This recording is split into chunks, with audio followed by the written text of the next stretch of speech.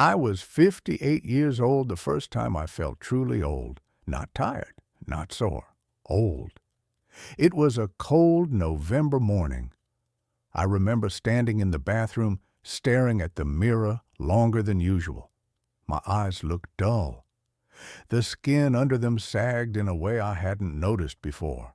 My shoulders, once straight from years of hard labor, had begun to round forward like they were surrendering. And maybe they were. I had built my life with my hands, construction work in my 20s, my own small contracting business in my 30s, 12-hour days, coffee and fast food, stress and stubborn pride. I believed strength meant pushing through pain. I believed sleep was for the weak. I believed aging was something that happened to other men. Then the business collapsed during a recession. One bad investment, two unpaid contracts, and suddenly the money I'd spent 30 years building vanished in less than 6 months. I didn't just lose income. I lost identity. I stopped moving the way I used to. I ate carelessly. I drank more than I should have. My sleep fractured into shallow, restless hours. I could feel something changing inside me, not just emotionally, but physically. My body felt inflamed, heavy, slower to recover, slower to think. One night, after climbing a single flight of stairs and feeling my heart pound harder than it should, I sat at the kitchen table in the dark. No television, no music, just the hum of the refrigerator. And I asked myself a question I'd avoided for years. Are you going to let this be the beginning of the end?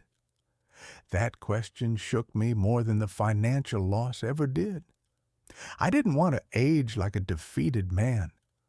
I didn't want to drift into my 60s resentful and shrinking. I wanted to fight, but not recklessly. I wanted to fight intelligently.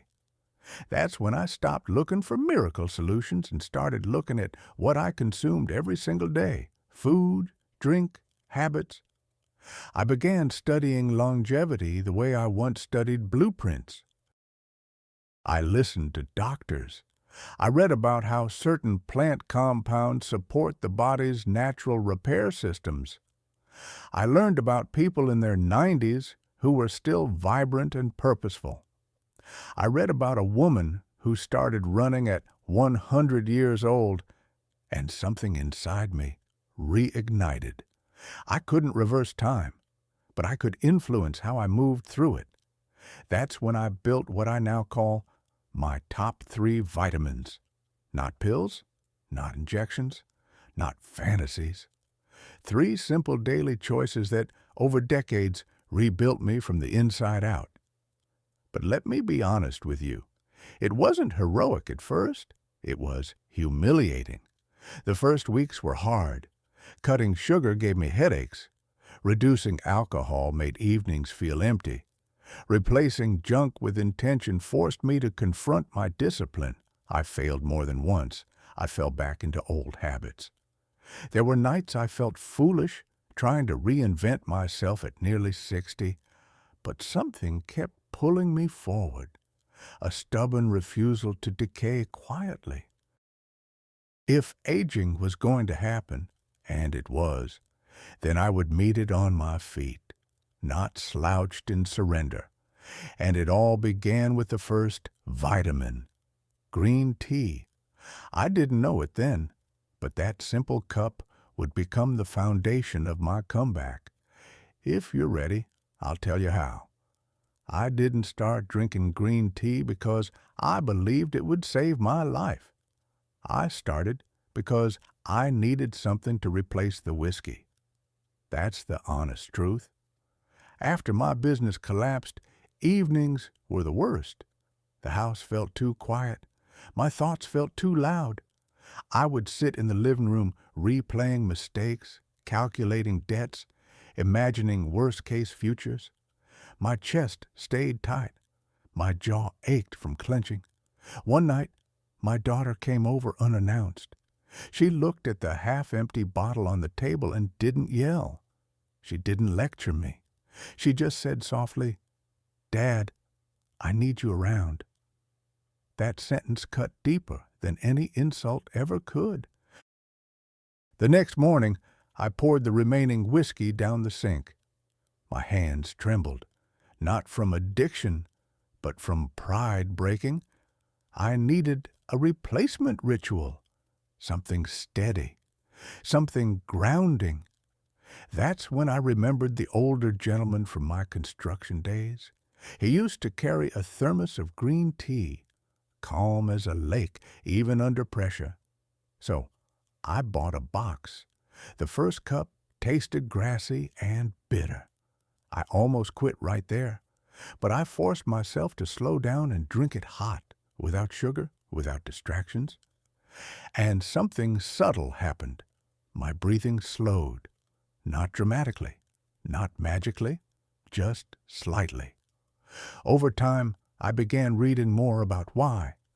There are natural compounds in green tea, plant chemicals that researchers believe help support the body's internal defense systems. I'm no scientist, but I felt the difference. Within a few weeks, my evenings felt less chaotic. My sleep deepened. The constant tightness in my chest softened. I wasn't as reactive. I didn't snap as easily. Stress, I learned, is one of aging's most aggressive accelerators. It tightens blood vessels, disrupts sleep, increases inflammation, shortens patience. And when you live in chronic stress, your body ages faster than the calendar suggests. Green tea became more than hydration. It became discipline. Every morning I boiled water. Every evening I chose it over alcohol. At first it felt small, almost insignificant. But small actions repeated daily become structure. By 62, I noticed something unexpected. I looked different, not younger in a cosmetic sense, but clearer. My eyes weren't as clouded. My posture improved. I had steadier energy throughout the day. Friends began asking what I was doing. I told them I stopped poisoning myself and started calming myself. It sounds dramatic. Maybe it is. But the real drama was internal.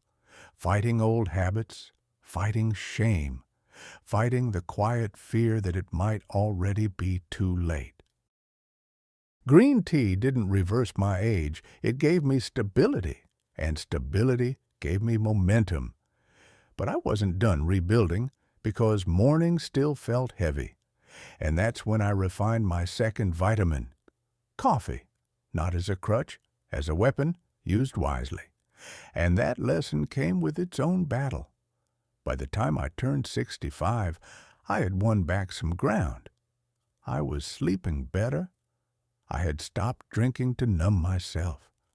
I walked every morning, rain or shine. The green tea steadied me, but there was something I couldn't ignore. My mind felt slower, not broken, just slower. Names didn't come as quickly. I would walk into a room and forget why. Conversations required more focus, and that frightened me more than wrinkles ever could. You can live with gray hair. You can live with stiff knees. But the idea of losing mental sharpness, that shook me. I resisted coffee for years. I had convinced myself it was unhealthy. In my 30s, I drank it recklessly, 5-6 cups a day, chasing deadlines and ego. When I crashed, I blamed the coffee. But at 65, I decided to rethink my approach. Moderation. I began with 1 cup in the morning. Black, no sugar, no cream, just coffee. The first week, I paid attention to how I felt. Not hyped, not jittery, just alert, clear. There's research suggesting that moderate coffee consumption may support overall health markers and metabolic function. I didn't fully understand the science, but I understood how I felt after that first cup. My thoughts organized themselves better. I could read longer without drifting. I felt present, and presence is youth. But here's where the drama lies. I almost ruined it. One particularly stressful month, when unexpected medical bills hit, I slipped back into old habits. 2 cups became 4. 4 became 6. My sleep fractured again. My heart raced at night. I remember lying in bed at 2 a.m., staring at the ceiling, furious with myself. "Have you learned nothing?" I muttered in the dark. That night was important because I realized something critical about aging. It's not about what you consume, it's about how you manage it. Excess ages you, moderation strengthens you, so I reset. 1 cup, sometimes 2, never more. And I changed how I drank it. I turned it into a ritual. I sit by the window each morning with my coffee, no phone, no television, just light coming through the glass. I reflect, I plan, I breathe. Coffee stopped being stimulation. It became intention. Over time, I noticed something else. My confidence returned. I felt capable again, mentally engaged, and engagement is oxygen for the aging brain. You see, many men my age surrendered intellectually. They retired not just from work, but from curiosity. They stopped reading, stopped learning, stopped challenging themselves. That ages a man faster than biology ever could. Coffee, used wisely, became my daily signal. You are still here. You are still thinking. You are not done. But conquering aging isn't only about calm and clarity. It's also about joy. And I didn't understand how powerful joy was until I nearly lost it completely. That lesson came from something small, dark chocolate, and the guilt I had to overcome to allow myself to enjoy it. By 70, I had discipline. Green tea steadied my nerves. Coffee sharpened my mornings. Walking strengthened my legs. But something was missing. Joy, not happiness. That comes and goes. I mean joy. The quiet physical pleasure of tasting something and allowing yourself to enjoy it without guilt. After my wife passed, food became mechanical. I ate because I had to. Meals felt silent. The kitchen echoed. For months, everything tasted bland. Not because of seasoning, but because grief dulls the senses. One afternoon, while cleaning a drawer, I found an old photograph of us on vacation in Italy decades earlier. In the picture, she was laughing, holding a small piece of dark chocolate between her fingers, teasing me because I always pretended not to like sweets. I remembered how she used to say, "You take life too seriously." That evening, I went to the store and bought a bar of high cacao dark chocolate. Not the sugary kind, the real one. Bitter, strong, honest. The first square felt almost uncomfortable, intense flavor, not sweet like I remembered from childhood candy. But as it melted slowly, something shifted.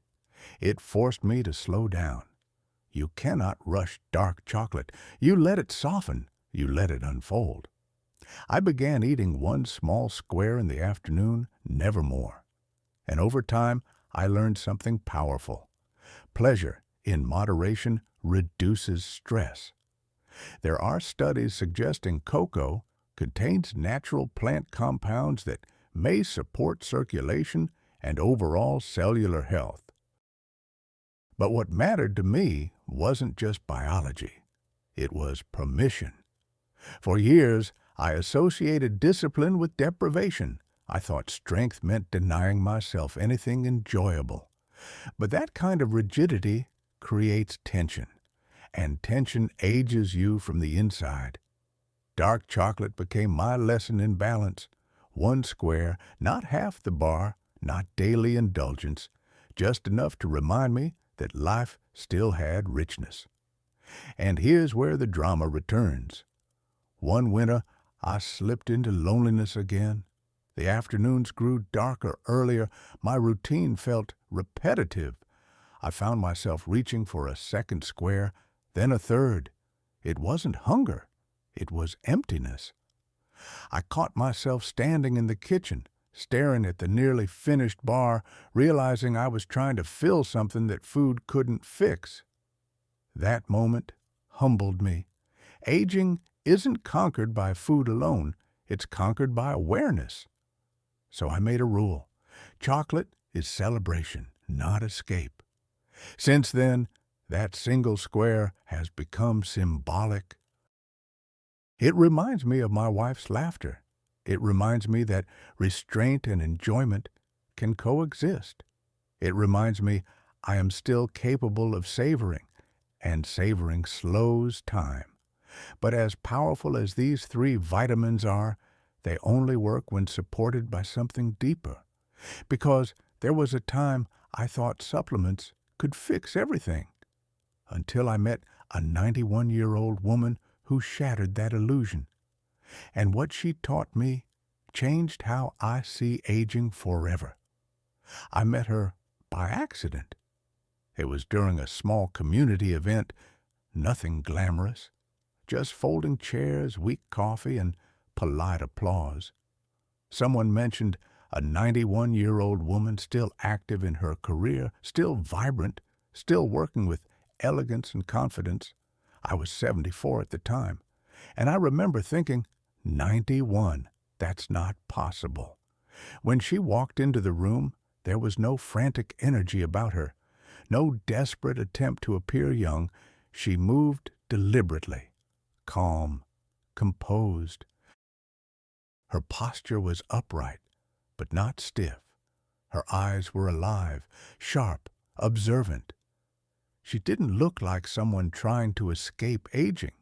She looked like someone who had negotiated peace with it. After her talk, I gathered the courage to approach her. I told her I admired her longevity.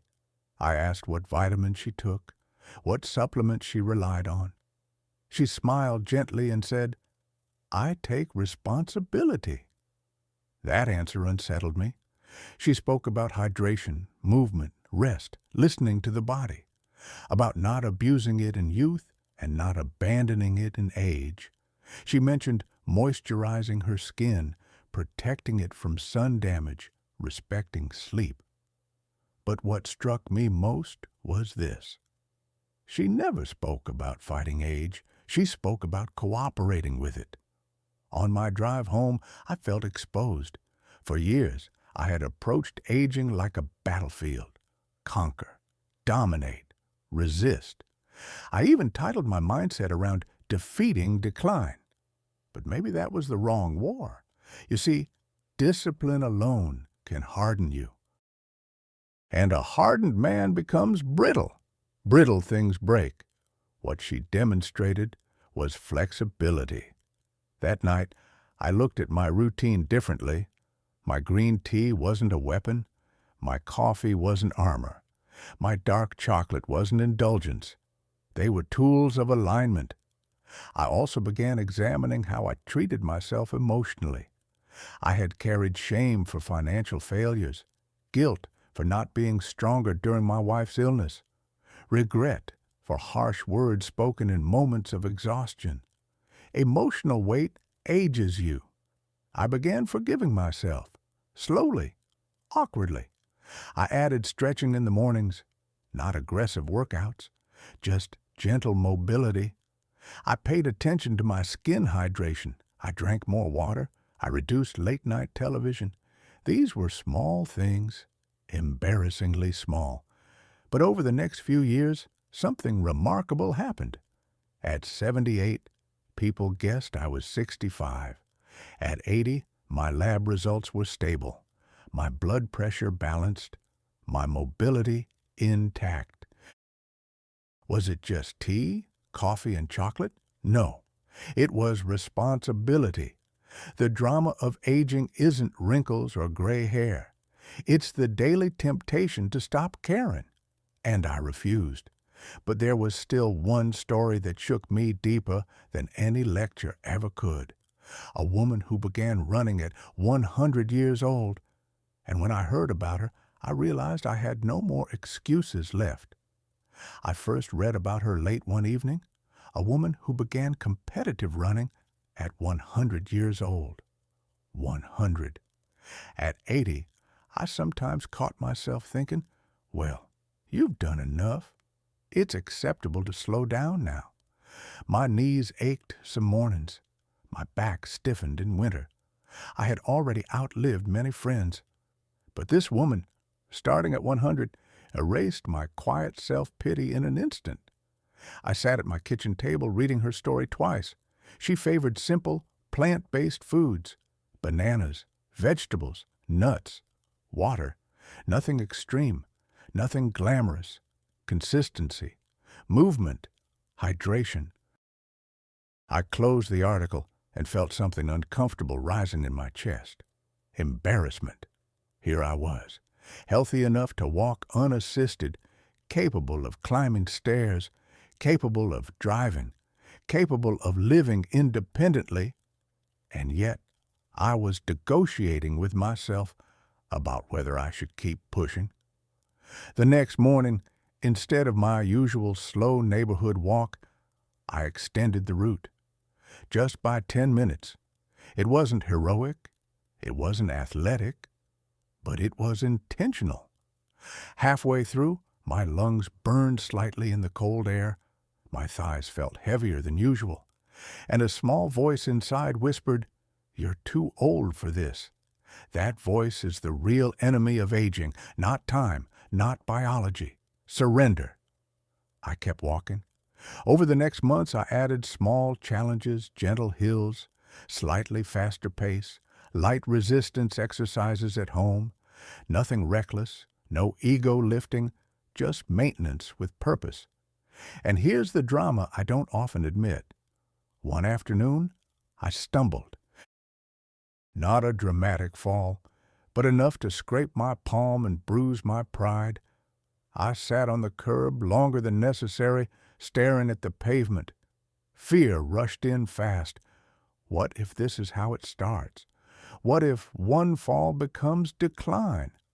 What if your independence slips quietly from here? For a moment, I considered shrinking my world. Shorter walks, fewer outings, less risk. That's how many men age. They reduce their radius of movement until the world becomes a small square around a recliner. But I remembered that 100-year-old runner. I stood up. I walked home slowly, yes, but upright. That night, I brewed my green tea, ate my square of dark chocolate, and reflected deeply. My 3 vitamins were never about immortality. They were about resilience. Green tea steadied my nerves. Coffee sharpened my mind. Dark chocolate reminded me to savor. But movement proved I was still alive. And aging, I realized, is not conquered by strength alone. It is conquered by refusing to shrink. Yet, even with discipline, food choices, and walking, there was still a silent factor I had underestimated for years. Something that nearly undid all my progress in my early 60s. Sleep. And the consequences of neglecting it were more severe than I ever expected. If I'm honest, sleep was the last lesson I learned. For decades, I treated exhaustion like a badge of honor. In my 40s and 50s, I bragged about functioning on 4 or 5 hours a night. I believed productivity was strength.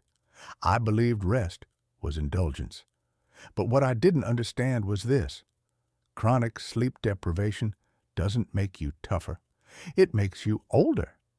In my early 60s, right around the time my business collapsed, my sleep became fractured. I'd fall asleep from pure exhaustion, then wake at 2:17 a.m. almost every night. Same time, same darkness. My mind would immediately begin racing. Regret, financial fear, what-ifs, worst-case scenarios. I'd lie there staring at the ceiling, heart pounding, convinced something was wrong with me. And during the day, I was irritable, forgetful, inflamed. My joints hurt more. My appetite became unpredictable. I craved sugar late at night. My discipline slipped. It took me years to connect the dots. You cannot conquer aging if you refuse to sleep. Your body repairs itself in deep rest. Hormones regulate. Inflammation settles. Memory consolidates. Without sleep, the system frays. Even alcohol, which I once used to help me sleep, was sabotaging me. It knocked me out, yes, but it never allowed true deep rest. I would wake unrefreshed, foggy, older than I should feel. The turning point came one winter evening when I nearly fell asleep at the wheel driving home. Just a split second of drifting, but enough to terrify me. I pulled over, sat in the car, and realized I was playing a dangerous game. From that day forward, I rebuilt my nights the same way I rebuilt my mornings. No television after 9 p.m., no heavy meals late, no caffeine past early afternoon, green tea in the evening instead of anything stimulating, dim lights, quiet reflection, gratitude journaling, even if it was just one sentence. The first weeks were rough. My body resisted structure, my mind still woke at 2:17 a.m. But gradually, almost imperceptibly, I began sleeping deeper. And here's what changed. My skin looked better, my thinking sharpened, my emotional reaction softened, my recovery from walks improved.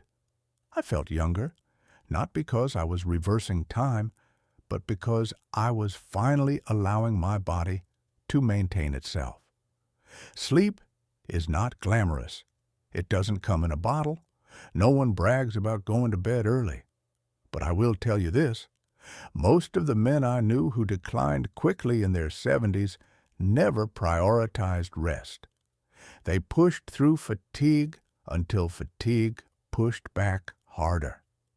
You cannot out-discipline biology. So my 3 vitamins, green tea, coffee, dark chocolate, only work because sleep gives them space to work. And yet, even with perfect routines, there is one factor that determines whether a man truly ages well or simply survives. Connection, because loneliness ages faster than poor diet ever could. And I learned that lesson the hardest way possible. When my wife died, the house didn't just become quiet, it became heavy. For the first few months, people visited often. Meals were dropped off. Phone calls came in regularly, but grief has a long shadow, and eventually the world returns to its routine, and you are left alone with yours. I had my green tea.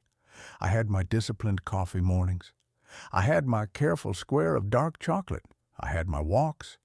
But none of that prepares you for sitting at a dinner table with 1 plate instead of 2. Loneliness doesn't feel dramatic at first. It's subtle. It whispers instead of shouts. It convinces you to cancel invitations, to decline gatherings, to tell yourself you're fine staying home, and slowly your world shrinks. I began noticing something in my early 80s. On days I didn't speak to anyone, my energy dropped, my posture slumped, my appetite changed, even my sleep suffered. Connection, I realized, is a biological need. It regulates stress, it lowers cortisol, it steadies the nervous system. When you laugh with someone, something inside your body loosens. Without it, tension accumulates. There was one winter particularly difficult for me. Snow piled up outside. Roads were icy. I convinced myself I was safer indoors. Days turned into a week without meaningful conversation. One evening, while preparing my tea, I caught my reflection in the microwave door. My shoulders were rounded, my expression blank.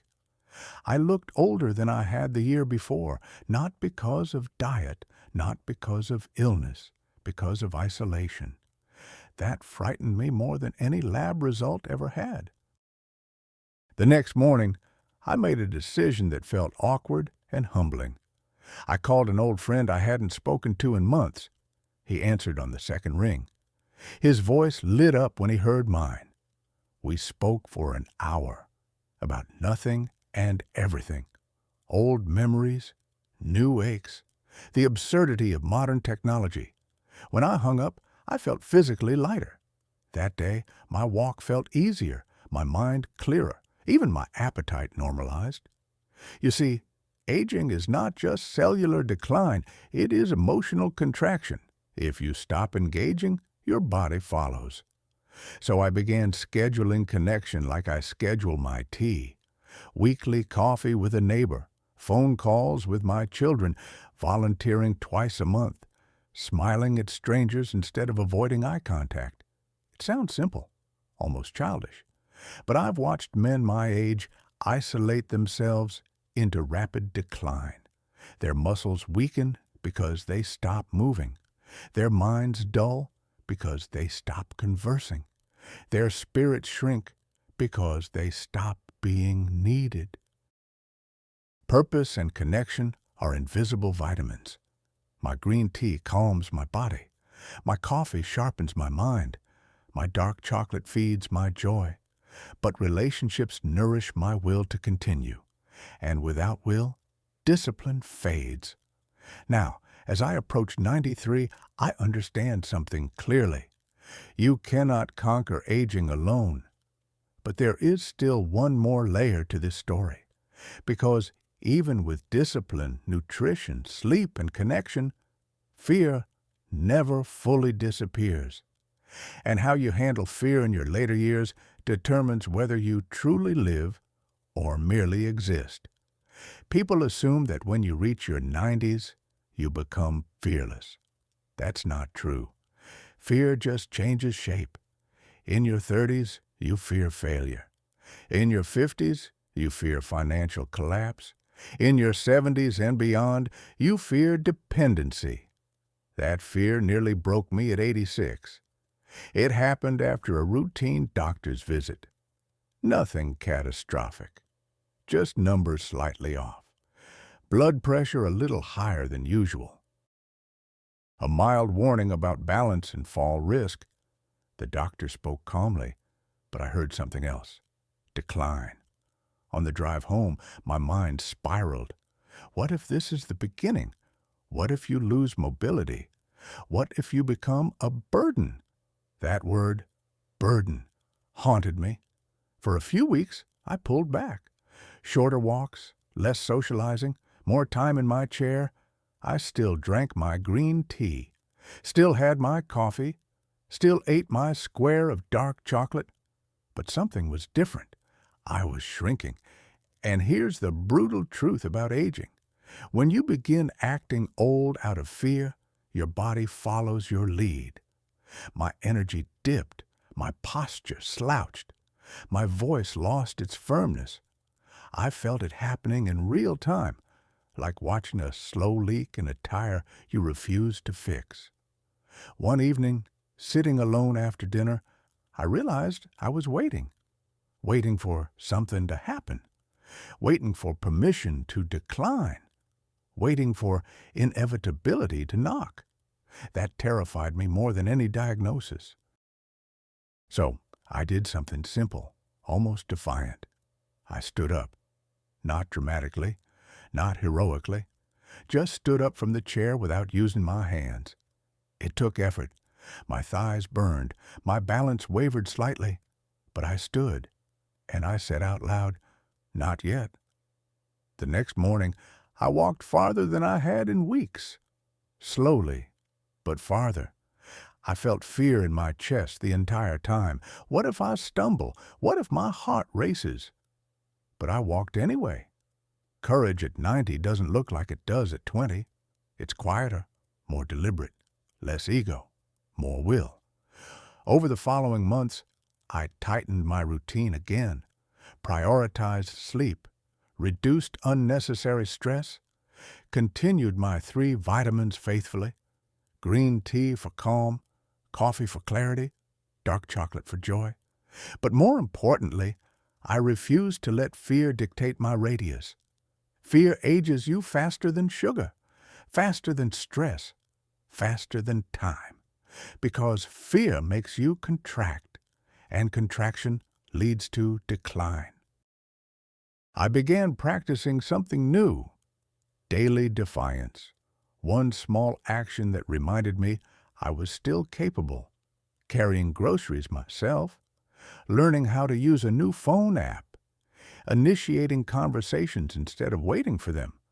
Small rebellions against invisibility, and gradually my numbers stabilized, my balance improved, my confidence returned. Not because I reversed aging, but because I refused to cooperate with premature surrender. Now, at 92, fear still visits me occasionally, usually at night, usually when the house is too quiet. But I've learned something powerful. You don't conquer aging by eliminating fear. You conquer it by continuing despite it. And that brings me to the final truth, the one that ties everything together. Because in the end, my top 3 vitamins were never really about tea, coffee, or chocolate. They were about identity. And I'll tell you why. When people hear my story, they focus on the surface: green tea, coffee, dark chocolate. They smile and say, "That's it?" And I smile back. Because those were never just foods. They were decisions. At 58, I was collapsing from stress and pride. At 65, I feared mental decline. At 70, I was drowning in grief. At 86, I nearly surrendered to fear of dependency. Each time, aging tried to convince me the fight was over, and each time I returned to something small and repeatable. Boil water, steep tea, sit still, grind coffee, watch the sunrise, think clearly, break 1 square of dark chocolate, let it melt slowly, remember joy. These weren't random habits. They were anchors. You see, the real enemy of aging isn't wrinkles or gray hair, it's loss of identity. When men retire, many lose structure. When spouses pass, many lose purpose. When the body slows, many lose confidence. And when identity weakens, the body often follows. My 3 vitamins kept reminding me who I was becoming, not who I had been. Green tea reminded me I am disciplined. Nights I cried alone. Nights I questioned. Nights I cried alone. Nights I questioned whether the effort was worth it. Nights I missed my wife so intensely that no routine could numb it. There were mornings my joints screamed when I stood up. Mornings when my hands trembled slightly pouring hot water. Moments when I saw friends my age decline rapidly and wondered, will I be next? Aging is not conquered once. It is negotiated daily. And here is the truth I've learned after 92 years.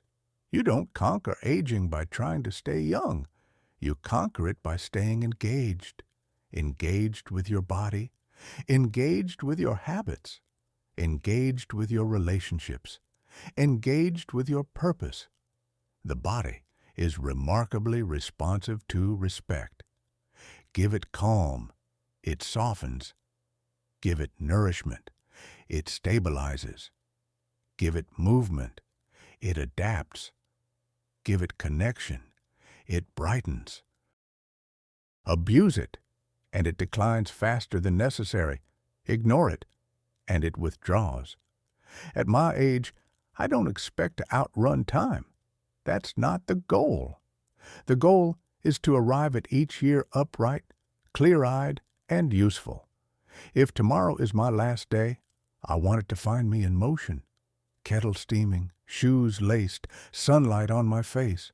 So when I say I eat top 3 vitamins to conquer aging, I don't mean I discovered magic. I mean, I chose consistency over collapse. And here I am, not immortal, not invincible, but present. And at 92, that feels like victory.